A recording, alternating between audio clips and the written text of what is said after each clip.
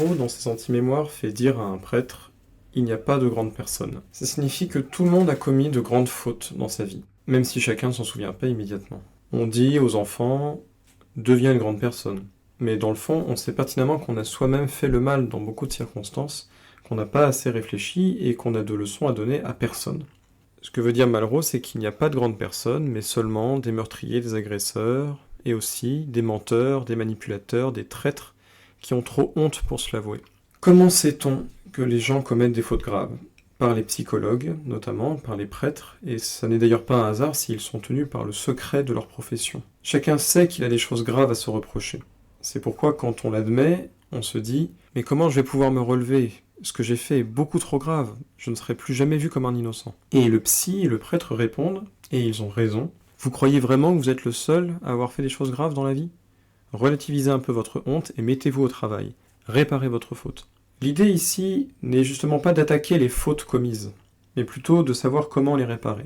Et en gros, je ne cherche pas à dire qu'il y a des personnes mauvaises d'un côté et des personnes bien de l'autre, et je ne cherche surtout pas à dire qu'on peut devenir quelqu'un de bien. Au contraire, je cherche à dire qu'on fait des choses bien et qu'on fait des choses mal, mais qu'on n'est jamais vraiment quelqu'un de bien. Être quelqu'un de bien n'est jamais acquis. Non pas être le bien, mais faire le bien autant que possible. Seuls les autres, à la limite, pourront dire de nous « c'est quelqu'un de bien ». Mais nous ne devons jamais nous le dire à nous-mêmes, car alors nous risquerions de croire que l'idée de faire le mal ne nous traversera jamais l'esprit. Le mal nous traverse toujours l'esprit, un jour ou l'autre. Comment donc réparer ces fautes ? Les chrétiens proposent la pénitence, mais ce mot aujourd'hui est ridicule. Il a pris le sens de prendre un fouet et de se lacérer le dos en pleurant. Et ça n'est pas ce qu'il faut faire. La réparation, au sens philosophique et moderne, c'est la quête du pardon possible. J'entends pardon possible et non pas pardon réel, parce que notre entourage et les victimes éventuelles de nos actes mauvais sont aussi des êtres immoraux. Ils peuvent faire le mal également, et il leur arrive de ne pas pardonner correctement. Ils ne savent pas distinguer la personne qui a compris sa faute et ne recommencera plus de la personne qui feint et manipule ses excuses.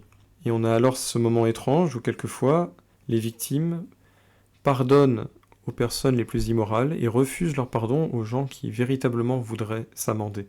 Donc d'une part, il ne faut pas leur en vouloir à ces personnes qui ne savent pas pardonner, et d'autre part, il nous faut à nous-mêmes mettre des limites à notre propre culpabilité.